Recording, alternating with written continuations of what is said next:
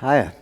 Thanks for coming along. Hope you enjoy the next hour or so. And Alex, it's worth starting off the writing process.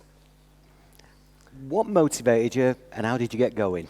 Well, I've also should add I've got a few slides as well, just to give you a little bit of a visual answer to some of these questions. And also, if you don't like listening to me, you've got something to look at as well. So hopefully, here we can go. Kind of got into this back in 2013-14 when we started doing an exhibition called The Greater Game about football in the First World War. I can see my former head of the exhibition process out there in the audience, who's giving me a little wave. And so when we started this, as Andy will probably tell you, we tried to cover a broad story of football during the First World War, so the home front, but particularly the front lines. You'll see these are some of the objects related to some of the stories that you might be familiar with. This is one of the footballs that was kicked over the front lines from the British trenches to the German trenches at the Battle of the Somme by the Surreys. And you can also see images and sculpture to do with the truce during the 1914 Christmas in the front lines. And so those were the kind of stories that we covered, but then I kind of got into it in terms of wondering what do we know less about, and so the home front story was something that really emerged at that point. So being a little bit daft, I kind of started researching it in my own time, looking into our collections, going off to libraries, other archives, and looking through an awful lot of newspapers, because that was one of the primary sources, and from that this sort of story emerged that eventually became the book.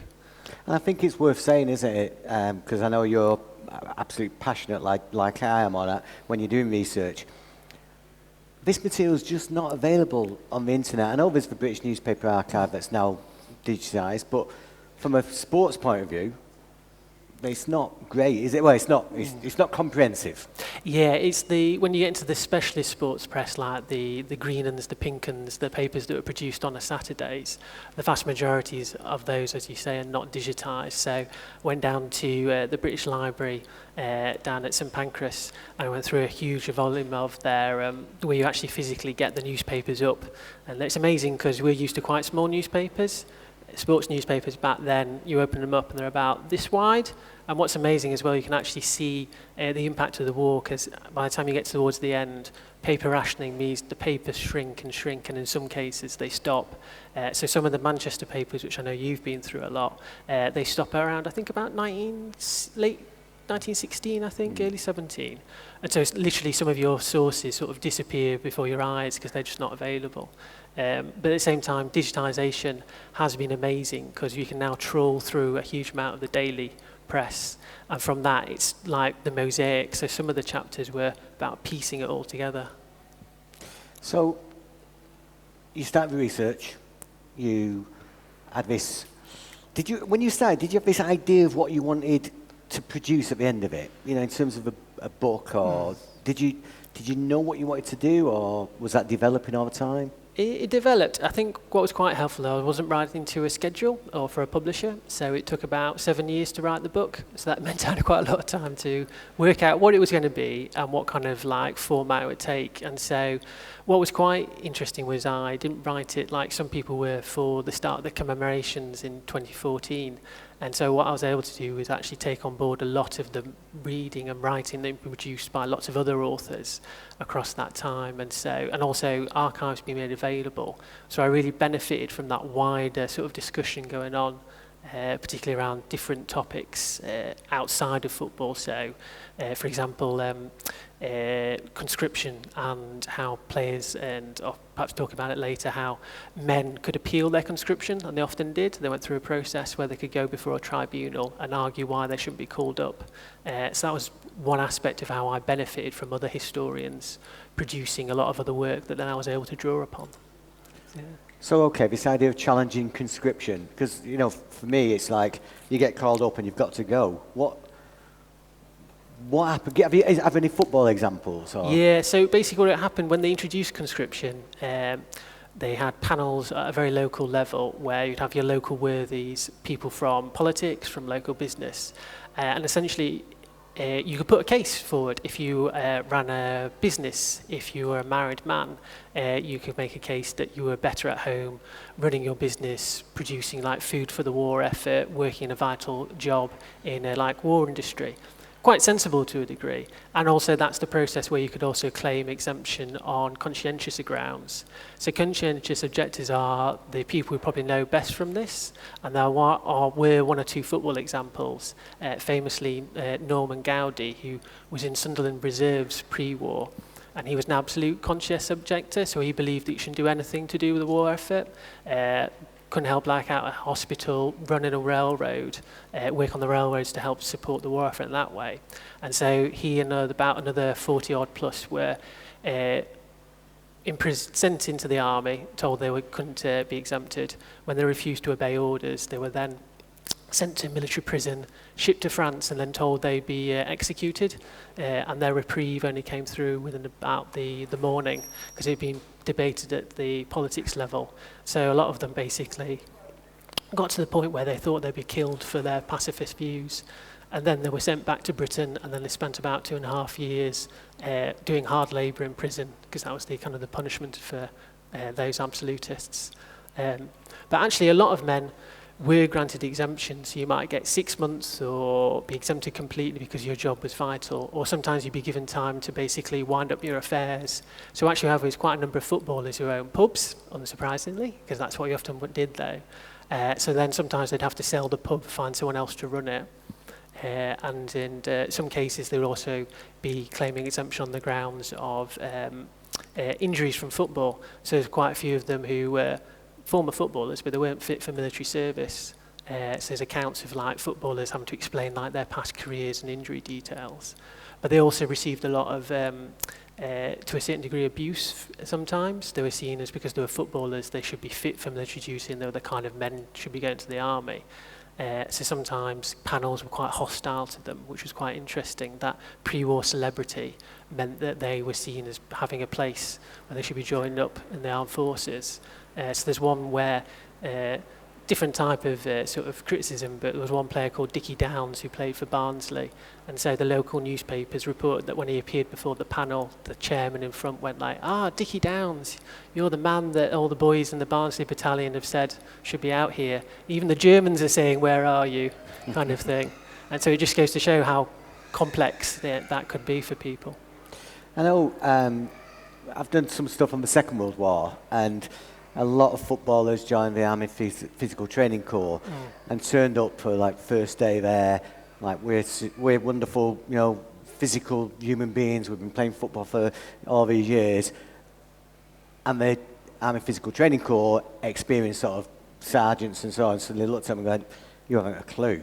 Was there an element of that you got these footballers who probably thought they were something from a physical point of view, something special, and then suddenly we've got the demands of what everyone else had to face? I think there was that assumption that footballers would just be naturally fit and fit enough for army work. And actually what you found is obviously footballers are like working class men in general at that time.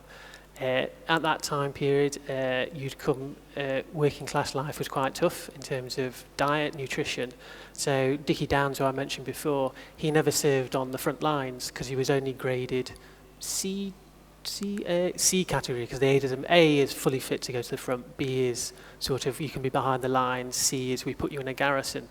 And so Dickie Downs was fit enough to be a professional footballer, very tough, but he grew up as a miner, so he actually had slightly bendy knees because he'd not had enough light and good food growing up as a child.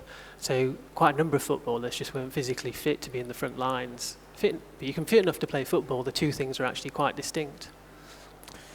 It makes you wonder how some of today's footballers would cope, although they're probably physically in a better shape. So let's just think about it. So you've started your research, you're doing your research. How difficult, because I'm always interested in this, how difficult was it to find a publisher? I went to two. The first one turned me down, but the second one was very keen to take it, and that was nice. I was a bit surprised because I know some people can go around for a long time, and that's because I went looked into it a little bit, and I chose essentially a military history publisher because sports history is a bit of a difficult sometimes. So it was. I was quite lucky on that, I think, in terms of finding a publisher. Good, and that's gone well, has it, in terms of... I think so, yeah, in terms of it's just really nice having a book that's out in the shops, available, because obviously some academic, or I try to write to an academic level, but obviously sometimes academic publishers mean that that can be siloed away, so it's nice to get that out there to a broader audience. And there's the challenge of making it sort of accessible to everyone, but also making sure that it is at a level where you're properly analysing. You're not just saying, oh, this happened, that happened. You're actually going into a lot of detail and analysing, like, as you say, society and football and combining the two. Yeah, I mean, that's, again, we're not around to write to schedule, having that time to really immerse yourself and getting lost in sometimes you just need to get lost in the material. And then also one of the other challenges is wartime football tends to be glossed over a little bit in terms of statistics. There's actually an awful lot of work that's been done, but it's very challenging, which again we can get into in a little bit. But it's amazing how you can go to some places and get lots of information about peacetime football, and all that data is there, almost like, especially with the internet, a click of a button. I have to spend a lot of time sort of checking records, because at the time there were discrepancies. You also had things like players using false names, newspaper reports become smaller, and so actually that statistical record of what happened, in some cases we're not even entirely sure who played for certain teams. I mean, in some cases we know that it's probably someone else playing under a false name, which is quite interesting. So you could just turn up and use another name? You could sort of, what you had is sort of by, just to briefly explain, the first wartime season of 14-15 was a professional season, and then from the 1915-16 season onwards, you had what was called regional football. So to avoid extra criticism, they made the leagues regional to cut down on the travel, so you couldn't be away from your work for too long or being seen as hampering the war effort. And so what that meant was, to a certain degree, players were also became amateurs, because the FA removed the payment of players and professionalism in 1915. So players were relatively free to play for whoever they wished. So you had local players, say, might have been living in Manchester but might have been playing for a club in London, were then now available to play for any clubs around the northwest. But it also meant, to a certain degree, that some players, especially when they went into the army, were playing a little bit fast and loose about who they could play for. Especially when they were in the army, they got to the point where they were sometimes should have been getting leave for a day or two and extending it across the entire weekend, or even fibbing to get out of it, saying, I'm going home to see family, and then instead of going off to play for football. So what they started doing was giving false names, and sometimes the newspapers and clubs are conniving with this, and sometimes they're calling it out. Some sports writers getting very irritated and saying, it's like, or reverting to sort of talking about players in inverted commas in their newspaper articles, because they don't want to give it away. Yeah, exactly. The classic one is printing A-N other. Right. It Be a bit embarrassing if that was actually your name, wouldn't it? Yeah. So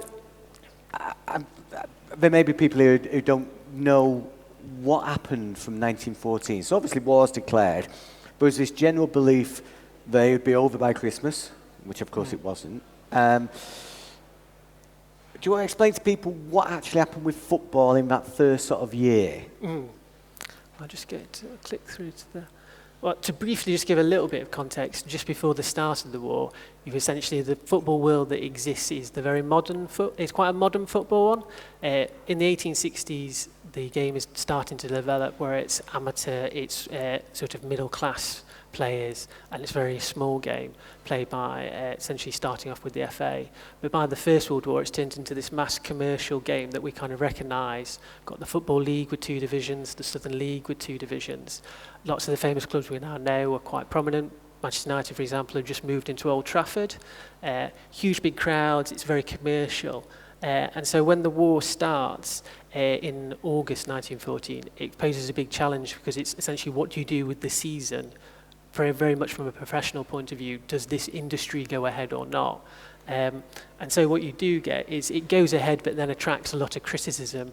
And this is some of the more perhaps well-known aspects of the First World War, where because it's continuing, it's seen as a distraction by some people, particularly those of us sort of are more on the right side of the political spectrum, who think it should shut down, stop being a distraction, players should join up, spectators should join up, and there should be a pure focus on the war. So Punch produced this very famous cartoon, The Greater Game, which kind of summarised that. If you look, sort of, might not be able to see too well, but in the background behind the professional footballer and Mr. Punch is the working class crowd, flat caps, cigarettes, and there's this unease that the fact that you've got these spectators watching this game. And quite understandably for those who got family who joined up, those who joined up in the very start of the war, it can be very uncomfortable if your son, your husband is at the front and you go off and you see large crowds of men who aren't in the forces, because crucially at this time, the British Army relies on volunteers. And so that's that big issue of like anything that's in the entertainment industry can be seen as a distraction from this. I suppose it's different, but if you think about it, 1914, just 30 years before, the league didn't exist. So we're talking about the league has only been going for less than 30 years. And I know it's a really bad comparison, so everyone can shoot me if you like. But if you think about modern day, television programs like Big Brother or Love Island or whatever, it's in a sense, they didn't exist 30 years ago. And in a sense, it's like those continuing whilst there's a war on. It just would seem, for some people, it would seem like a frivolous activity that's, what's football ever done for us, if you like. So this was a real battle, wasn't it? This was a national debate going on day after day after day. Yeah, and it's important to say it wasn't just football. At different times in the war, there's different concerns. So the music halls, theatres also come in for criticism. So classical music, things like that, and also horse racing. Horse racing, interesting enough, which was an aristocratic-backed sport, attracted a lot less criticism until later on in the war. And at the time, people who were pro-football picked that out, saying, well, why is this aristocratic sport associated with a lot of our politicians not receiving the same kind of criticism as football, which is a working class sport? And I guess attracting similar sized crowds at times. Yeah. And also they would argue that football is for participation or entertaining. Horse racing is essentially about the encouraging of gambling as well. So, as much as it's about increasing, sort of the arguments at the time, well, it looks after the bloodstock of the horses and the nation, so we need to keep it going. It's like, well, probably ways you could do that without having gambling at the same time. So the Football League carried on for that 1914-15 season, whilst there's fighting all over France and Northern Europe. Yeah. Exactly. Yeah, and so one of those famous bits is you get the Khaki Cup final in 1915, which is held at Old Trafford. It's one of the few FA Cup finals held outside of the south, and that's partly because the Crystal Palace grounds are being requisitioned by the Admiralty, so that pitch is unavailable because there are naval recruits training on it, and that is the sort of, at least the famous spectacle where at the end, Lord Derby, who's the man behind the PALS battalion idea, which is where, to encourage enlistment, you join up with your mates from your street, from your workplace, from your sports club. And so he was the man who suggested in 1914 to the king that he'd attend the FA Cup finals, who had his kind of finger on the pulse of how the monarchy could associate itself with popular culture in a way and tap into it. And so the Earl of Derby presented presented the FA Cup, and he famously says, you've now played a game with each other, you can now play a greater game for your country in terms of encouraging people to join up. But that was the sort of the end of the season. And at that point, they realised crowds had been dropping. Clubs had big financial losses because their crowds were becoming smaller. And then they had to change something also to reflect the growing public criticism. So in the summer of 1915, I just think that's my next one, they came up with this next sort of, they had to decide, would football continue? And so the FA and the club and also the Football League say yes, but the FA crucially says it will be amateur only. And so in essence, as Gary said, we've had sort of roughly about 30 years of professionalism from about mid-1880s. And so what they do is actually almost turn back the clock, or they pause it rather. So football can continue, it can only be local and regional, but players won't be played, and that took away some of the criticism. And so crucially, you can see for some people it's welcomed because it's kind of been washed away of its original sin, which is still obviously a big issue for, I think, people today, is how do you square a sport with it being entertainment and a commercial activity. So I love this cartoon because it's kind of almost like the book and idea. This is why it matters, because it's for 3 or 4 years you have this quite distinctive period where the game changes, and in all sorts of different ways this amateurism leads to changes the way that wartime experience in some quite key ways. And so many people relied on the football industry. I mean, people would say today, "Oh, I don't enjoy football now that money's in the game." Well, money's always been in the game, certainly since it became professional, and arguably before that. So you've got footballers here who've got families, people relying on them. They're in their early 20s, and suddenly that's taken away from them. Now, obviously, the same's true with other occupations, but nobody said you have to close down all the mills or the engineering works. So most people either had a job or were off fighting in some way. But they did say football needs to stop. Football needs to stop. People need to stop being paid. So how tough was it for some of these guys? Yeah, and their families? No, you're quite right, because basically, as you say, their livelihoods were taken away from them. And it's quite interesting to sort of put into context. Some of the research I found was interesting because quite a number of the professional players joined up. Most of them joined up towards the summer of 1915 or afterwards, when essentially their livelihood had been taken away. So you can conceive of them as being patriotic. They're volunteering to join the army. Arguably, it's because it's one of two options. You go and work in a munitions factory, try and find civilian war work, or you join the army. And at the start of the war, a number of local authorities felt it would help. Some people realised their patriotic duty by taking away the money paid to the unemployed or other benefits. And funnily enough, in some areas where they did this, they found the recruitment levels shot up quite high, because essentially they'd force people to take an economic decision, not a patriotic decision, an economic one. And so to a certain degree, you can see that with, as you say, a lot of players were married, often had several children. So some of these guys were having to weigh this up against the fact that where do I get money from to feed my family? And it's volunteering is often seen, or sometimes can be conceived of as quite simple terms. Actually, it's a really big decision, but it's influenced by a lot of factors. And so it's really fascinating that some of these guys would do it. Some of them also, it's interesting their choices of where they joined up in terms of what they chose to join. Quite a lot joined the infantry, but also quite a number joined the Army Service Corps, and the motor transport section in particular, which is interesting because, as we know, footballers today love their cars, they love motorised transport. Back in the day, you could see some of those footballers having an interest in motorbikes and cars, and so actually they took a bit of that early interest into where they joined the armed forces. And also in certain ways, it's like a sensible choice, because you really don't want to join the infantry actually after a certain period, and you know this, you don't want to go into that. So are there any footballers where you think, wow, what a journey that guy went on? Is there anyone who, I don't know, joined the Air Force, which would have been in its infancy, obviously? Well, actually, quite a few guys join the Air Force, but they're working class, so they don't join it as pilots, because that's more for middle-class guys. Quite a few join it, and they're serving as carpenters. So the RAF, it's the RAF in 1918. Prior to that, it's the Royal Flying Corps. It's the Army Flying Corps and the Royal Naval Air Service. And so they have quite some strong teams just of mechanics, because they're all basically, in some areas, teams of professional footballers. As you say, some people, it's quite arranged. They reflect the sort of that whole spectrum of service. There are players who are killed at Jutland serving in the Royal Navy. There are some who die serving in the Middle East, in modern day Iraq.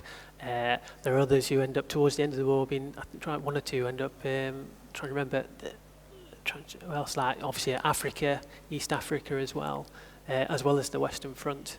And Charlie Buchan isn't a very famous player from that period. He was playing at Sunderland. Later, after the war, became one of the early sort of radio commentators.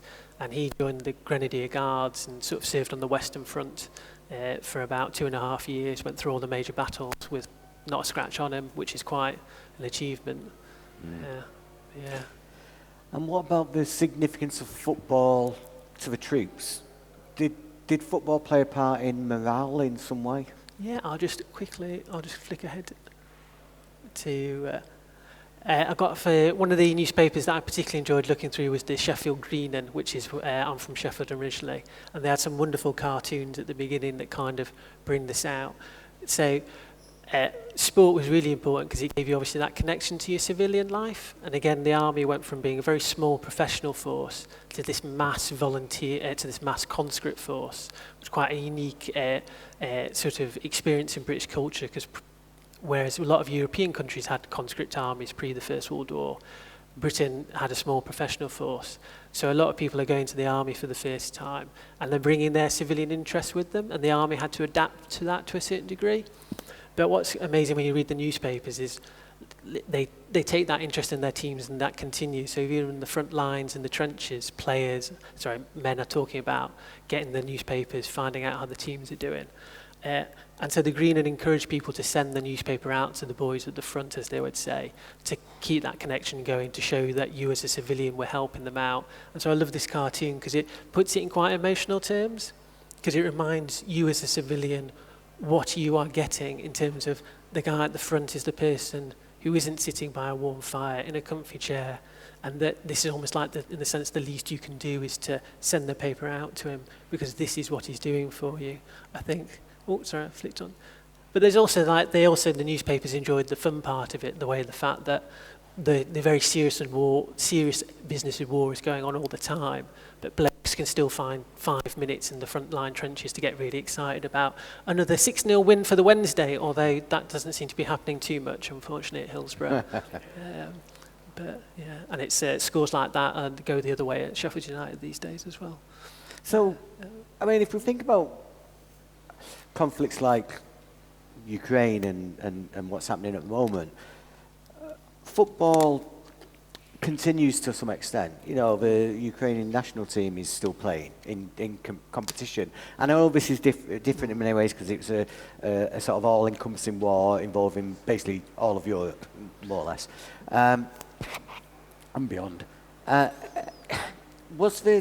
Nowadays, you know, it's sort of like it's right for Ukraine to continue to play football because it's a morale booster, it's about patriotism, it's about all of that. But back then, it's wrong to play football because it's anti-patriotic, and it's why the change? Why the difference? It's an interesting one. If you this wasn't the first time that there was a major war whilst football was part of British popular culture. Obviously, had the Boer War in the 1900s, and there were some smaller white debates, but obviously that was an imperial war further away with not the same kind of like level of recruitment that was required. But as you say, sort of like having these debates for the first time about what is appropriate in wartime, and sort of I'll flip back to another one that I've got quite handily, is that, interesting enough, as you mentioned, Gary, sort of international football is going on at the moment. During the First World War, there were no international matches between England and Scotland because the two national FAs felt that they shouldn't play, and also some clubs also stopped playing during the war essentially on sort of moral grounds.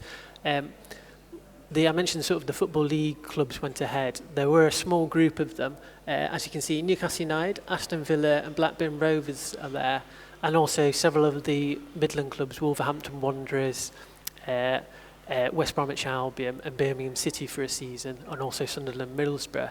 And those sort of two sets of groups of clubs in the North East and the Midlands essentially said, we feel any organised kind of football is just too much of a distraction from war workers. We don't want to be encouraging them not to be in a factory on a Saturday afternoon. We don't think it's right to be, for whilst men are at the front are playing, for us to be engaging in this way, in this sort of, as you've said before, almost frivolous activity. But what's quite interesting is obviously quite a number of people that felt the other way. Football does continue. It attracted audiences of up to about 3.5 million spectators a season. And so this comes from one of the Manchester newspapers from their sports specials. And as you can see, it's got the arguments on the right-hand side for why you should continue, what benefits it does give to society.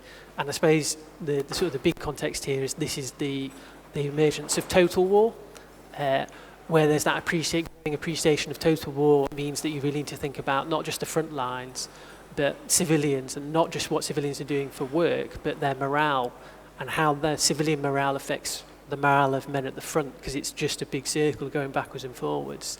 And so these were the very sort of practical, pragmatism is the phrase that one manager used of why the game should continue, because it does all of these very useful things.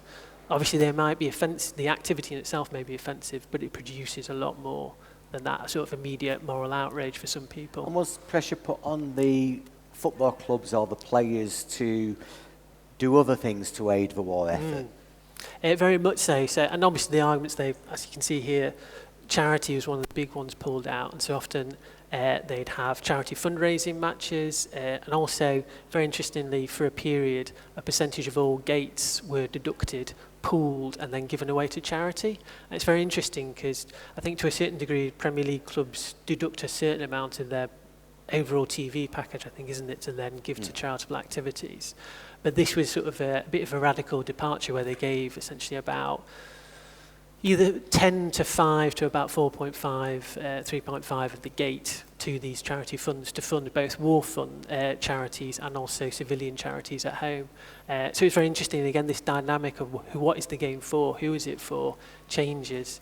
Arguably, you could say in this sort of like, you know, an argument for why didn't it continue after the war when there's even more spectators and more money flowing around. You know, the decisions about professional football makes about how much it will give back to society. And obviously there's that greater pressure at this point to do that. But players also get involved, and you have celebrity players organising their own matches. So they'll have like Gary's 11 versus Alex's 11, if we imagine this as two star players. Yeah, obviously. I think you've got the better contacts than me, Gary. Could probably get a few ex-City ringers, I think, in yours. I've seen this, I honestly can't remember if it's in your book or elsewhere, but an old newspaper cutting, and it says something like shooting practice at Millwall or Brighton, I can't remember where, and it's basically footballers with rifles. Was that this commons, this sort of thing? That was at the start of the war when, again, at the beginning of the war, when they didn't quite realise, like, sort of, the war was framed a little bit in terms of how you could contribute was home defence. And especially at the time, also, the idea was that single men should go before married men before they went into the forces. So a lot of footballers joined up and they did drill. It was about, you know, sometimes almost PR terms of clubs showing how patriotic we are, whether these are our guys sort of doing their bit, they're getting ready for military service if necessary. Having said that, some of the clubs that did it, they were then the clubs where players joined up in large numbers. So Brighton and Hove Albion are a good example of that. There's pictures of them doing drill, and a lot of them joined the footballers' battalion. I know I read, it was Manchester City, Jimmy Broad, the club trainer, was going to take spectators on a marching drill after the game. And you have, can you imagine, like, drilling around the pitch with the first team, if you like. People just want to take part in that. They just want to get on the pitch, won't they? But you've got to be drilled, so yeah. So, of everything that you've researched for the book, is there anything that stands out to you that sort of really surprised you? Anything that people would never even think of, if you like? Yeah, I'm trying to think. I mean, there was so much that was so fascinating. I think I mentioned the sort of the conscription debates. That really sort of revealed a lot about what players were doing during the war, and also made it very human in terms of individuals talking about why they should or shouldn't join the army. I think also one of the things that I did enjoy a great deal, just for the human element of it, and I sort of communicate via cartoons, so it's just like another one that I have. I mean, one of the interesting ones, yeah. This one I have to get in just because you're probably wondering, like, why is Alice in Wonderland appearing in a football cartoon? And so one of the things you had here was the topsy-turvy dynamic of teams that had been less successful before the war enjoyed successful war times, and one of these was Stoke. And so that's Stoke in Lancashire League land eating up the buns from the other sort of clubs at Manchester City, Bolton and Everton. But it's really fascinating because Stoke racked up, arguably, debatably, one of the biggest ever wins. They beat Blackburn Rovers 16-0. I think they're about 8-0 up at half time, so they kept it going. It might have been, one of the factors might have been that Blackburn were short of players and borrowed a goalkeeper from Stoke. Obviously didn't do a fantastic job. They also got beat in the second, and they played a couple of weeks later, and in the reverse game, Stoke went easy on them, and I think won about 7 or 8-1, something like that. So at least Blackburn scored rather. But what was really fascinating about this was the success was resented by some people because it was felt like, because Stoke's players were on civilian duties, they were working in factories and down mines, war work. They actually had quite a lot of nasty criticism of them. And so it was very interesting, this one game sees these debates about whether wartime football is appropriate, like should you celebrate it, what is success, once you've gone beyond 8 goals, does it have any meaning, And on the flip side, it was like, well, if Blackburn aren't going to take it seriously, if they're not going to put effort into recruiting players, because they didn't really, so they kind of tried to scrape by. So Blackburn ended up with like the most goals against, the least points. So it's kind of like, well, if you're going to take part, you might as well take part decently. So it was these big debates about the meaning of football. It was really fascinating that even in the middle of a world war, you can have a big debates about like a scale of a victory, which I found really fascinating because it kind of unpacked a lot of these different wider discussions. One thing I know you're sort of passionate really about things like cartoons, because going back, nowadays we tend to have lots of photographs and videos and so on, but quite often this was in newspapers, this was the way to get a sporting story across or tell you something. And these tell you so much more than perhaps the actual content of the article, don't they? Yeah, they're a great insight into the culture, the cultural references, both of the artists and the fans out there. And they sometimes form topics of debate, discussion backwards and forwards. And on one last sort of like sad little note as well, this one also was produced by the cartoonist. This was probably one of his last ones because he was actually conscripted, and then he actually died probably within about a year on the Western Front. And if you want afterwards, he's commemorated on the War Memorial plaque in the print works because he worked for the Holton Press, literally just across the road. And so he appears on the plaque. I say you can go and see it. Unfortunately, you can't at the moment because it's fenced off a little bit around there, isn't it, I think? Oh, I think so, yeah. They do some work out there. It is amazing, the sort of like, to just make these connections. But the artist who was drawing that would have been 100 years ago, would be just across the road, about 60 yards. I always think as well, this is a really important place for National Football Museum because that was the centre of the footballing press, really, wasn't it? The athletic news and all of that came from there. So that's important. Women's football. So I think most people probably heard about Dick Clear Ladies, but they were not the only women's team developed in the war, were they? No. I'll just go a very quick one. This is one of our photographs from our collection, our reserve collection. It's the Portsmouth ladies, sorry, the print's very small, but it's the Portsmouth ladies, and they're actually, as you can see, actually playing a men's side. And so there were probably about several hundred women's sides during the war, and the Portsmouth ladies were one of the early ones, starting in about 1916. So you probably might have heard of Dick Kerr's ladies. They started playing very late 1917. So Portsmouth's a really lovely example because they're not in the north of England, they're the south. But they played quite a number of games. They only played a few against female teams because there actually weren't many on the south coast. So they played about 2/3 of theirs against male teams. And so they were actually, what they did for those is the gender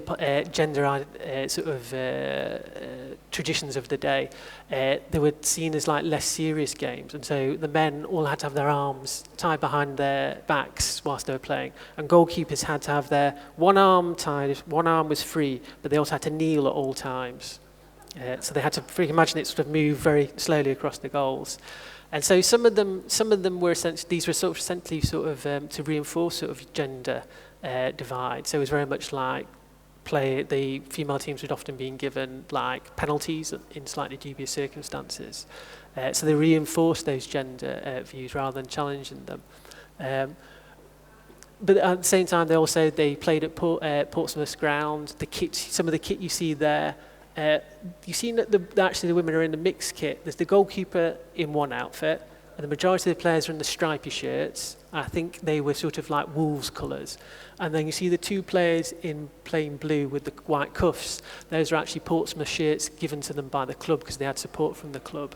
So it's quite fascinating. So they were very popular, appeared on newspapers across the UK. They had appeared a lot in the Daily Mirror and also in the States as well. But sadly, the team seemed to have stopped playing very much towards the end of the war, as did a lot of women's teams. It's often sometimes thought that they all continued playing. Often quite a number of them stopped, and then a smaller number of teams then started playing in the immediate post-war period before the FA's ban then kicked in.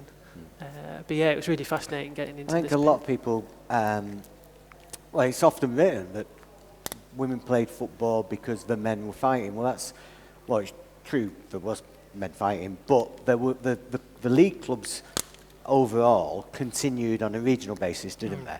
So there was still men's football taking place. In Manchester, there'd be at least one game at City or United, each week. So those games did occur at the same time as in Trafford. Teams were playing, women's teams were playing across Trafford Park and so on. So it was key. I'm conscious of time, and I know we wanted to get some questions in. So it's probably, we've got plenty we could talk about, but it's probably worth, if anyone wants to ask any questions, if you want to raise your hand, and we've got a microphone, if you can wait until the mic gets to you, but anyone want to start? Yeah. Thank you, Alex. That was great.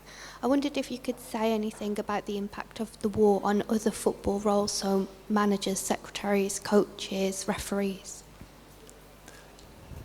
So the impact on managers, trying to think. For quite a number of them, they just keep on going. It's very interesting. Actually, it's a nice question, totally not a plant, but we do have yet another cartoon. Obviously for managers, it's quite tough, especially from 15 to 18, when you've got to put a lot of effort into getting your team together. It's kind of, their experience was very much how it is for any grassroots manager of a team even now. Now it's much easier. It's all via the WhatsApp, and you can see the messages coming to say like, "Oh, I'm not be able to make it. Can someone give me a lift?" That kind of stuff. Back then, it was much harder. You might get the telegram in the morning or pops a telephone call, and then you see the numbers drop off. So managers will be going around trying to round up players, seeing if anyone knows someone else who can turn up. And then the big one was the travelling. Then obviously, travelling by train was made very difficult because trains became scarcer. Took longer to get places, more unreliable. It almost sounds like I'm describing a little bit more like the modern transport system, but that would be too cheap a joke. And so essentially you've got to get to your 3 o'clock kickoff means that you've got to leave earlier and earlier, and it's getting more and more risky. So you leave earlier, and you're often getting times where you're turning up like half an hour before kickoff, 15 minutes, last minute taxis. So the blood levels of managers start rising, I think. And in one particular case, a manager gets partway down the train route, and then the trainer takes a look at him and goes like, "Sorry, Tom, I think you need to go home because your blood level's gone too high." And so it was a really, really stressful time just getting your team to a game, seeing if they all turn up, and then it's like 45, probably like 90 minutes of just having a rest, and then you do the whole palaver all the way to get home, maybe at like 2 o'clock, 3 o'clock in the morning, depending on how far you had to travel. It's the era of also like borrowing players when you get to the ground. So if I turn up with 10, it's like, "Gary, got any reserves? Got any spare players for us?" I've seen in research on Manchester City, Ernest Magnall, who was the manager of Manchester City at the time. There's an article where he's talking about the number of letters he's received from the front line asking for footballs, cigarettes, and the club sending cigarettes and footballs out, which I guess every league team got those sort of requests as well. Yeah, very much so. Because we happen to have a few programs from Manchester City in the collection. It's quite interesting because they reference that kind of material. What City used to do was actually send every match ball to the front. And so when we know this because there's one where they complain because the ball went into the end but didn't come out. And so it's, I hope whoever took the ball home last week is proud of themselves basically because you've denied a football for the lads at the front, and you denied these guys there, a bit of relaxation. There's also a lovely other cartoon which I don't have on theirs, where one guy's written from Egypt to the city secretary saying, well, he's very clever because he goes like, if you send us a ball, I'll rename the club after you. So you can be like it will be the Magnal FC, Alexandria Magnal FC or whatever it is, because they're based in Egypt. And so apparently it would tickle the directors, and so they agreed to send a football out. Good. Anyone? Yeah, another question at the front. If you just wait for Mike. Can you just tell us a little bit about the famous Christmas football match? Because there are so many different versions. And what is the actual truth of what happened on the front? It's one of those ones that I almost have to defer you to academic expert we worked for the exhibition. But I think in rough terms, I think sometimes obviously people imagine sometimes portrayed as there was like a formal football match, goals created. What seems quite probably most likely from a diary written by a sold officer who was there, which he mentions that they get out, the troops have come out from the other side, and at this point in 1914 they're professional, still mainly professional soldiers, where there's almost sometimes a tradition of like you can have moments of pause in between hostilities. They get out, they obviously don't speak too much of each other's languages, so they communicate through a little bit. There's the exchange of small gifts, like little tokens. Some of the men swap their badges from their uniforms. And within this, the officer describes like essentially a ball being kicked around, and there's like a little kick around that takes place in the way that you can imagine like playing on a street almost. What's happened, I think, in the time since then is that there are some accounts that were written about where men were describing things they'd heard secondhand. So again, understandably, historians have looked into that and have debunked a number of these, or questioned them, shall we, at the very least. And then obviously into more recent years, it's become a very sort of popular shorthand for wider discussions about war and the place of the First World War in our understanding in popular culture. So you have films such as there's a Christmas Truce film, we have the famous Sainsbury's advert from a few years ago, and so it's almost a shorthand for talking about conflict and peace at those times, but obviously based more of a modern imagining of it rather than on like real evidence. So yeah. Hopefully gives an answer. You've got the Paul McCartney song and so on, but I suppose like anything, in a sense, it's what it represents more than whether it actually took place. Sometimes, although, you know, we're serious historians, sometimes you have to think, like the story of Bert Troutman or whatever, if it gets people interested, it doesn't matter so much if it's not 100% accurate, so long as it gets people interested enough to learn more, and then they find out the truth and what happened. Because it is an important thing that Christmas Truce does happen. It is an important aspect of the First World War at that particular point. If a football is kicked around, it is about this much of that particular topic. It's important to understand it, and also why it didn't happen in the years afterwards. Because the military took quite strict measures to make sure there was no more fraternisation in those Christmases afterwards. Yeah, I think quite often people talk about it as if, you know, the soldiers, we're all the same, and that's a good story to get across in a sense. If Mr. Mike on its way.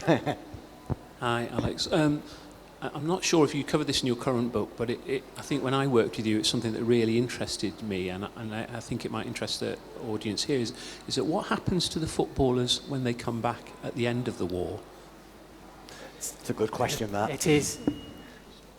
It's a good question from Andy there, a friend of mine, about obviously what happens when the footballers come back, and he's asking this because you notice we had a very lovely section in the exhibitions, which is there were some of the best, some of the most interesting stories we had were what literally does happen when you come back from the front and go back to your club. Do they want you back after 4 years?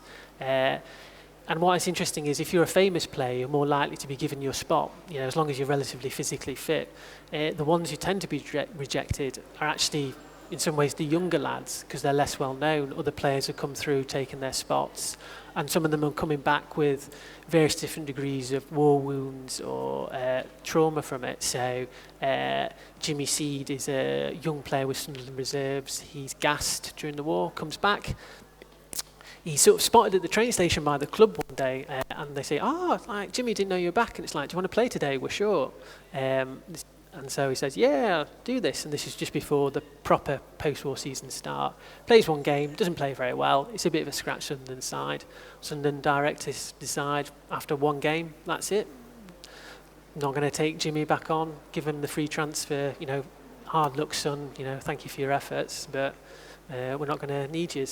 He went off to the Welsh Valleys, rediscovered his form there, signed by Tottenham, wins the FA Cup, very good there. Then goes on and wins 2 back-to-back titles with Sheffield Wednesday. And in the same side, Sunderland rejected another pre-war reserve player called Tom Wilson. He'd damaged his knee at the front lines, come back, again rejected. He won 3 titles back-to-back with Huddersfield, both of them capped as England internationals. But they're the ones we know about because they went on to success afterwards.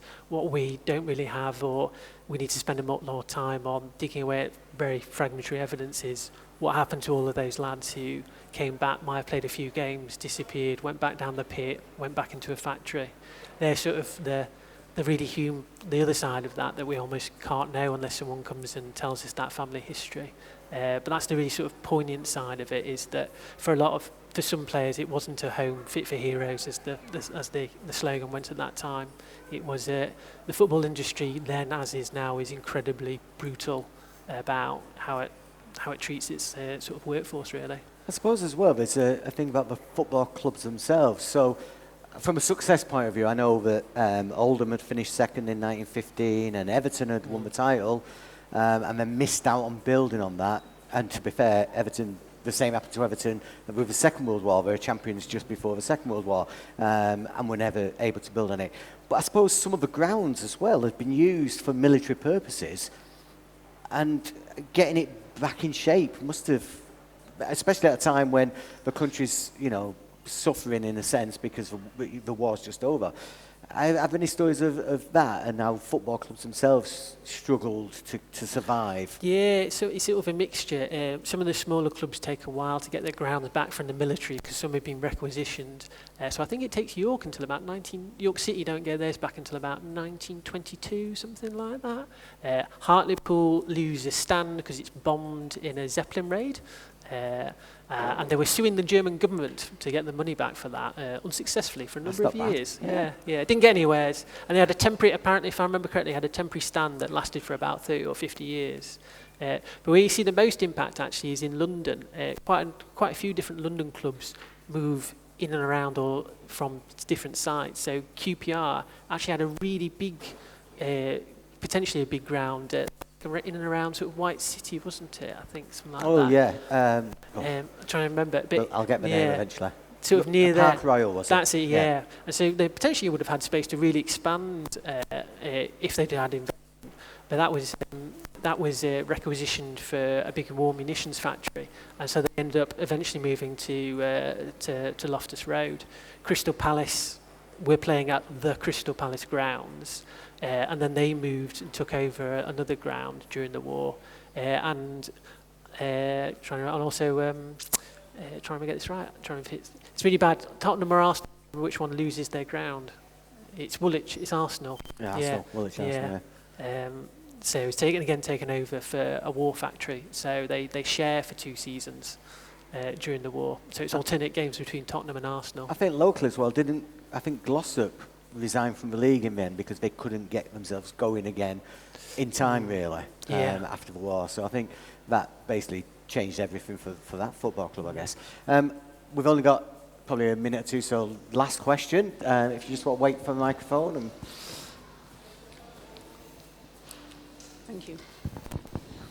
My granddad played for City and Manchester United and was killed in Arras. And he left Grandma with 4 children. And I just found it interesting what you were saying about the people, the families that were left behind. The house they lived in, Gose Hill, went with the job. So the house was safe and the rent was cheap. And then I think she had a small pension from United.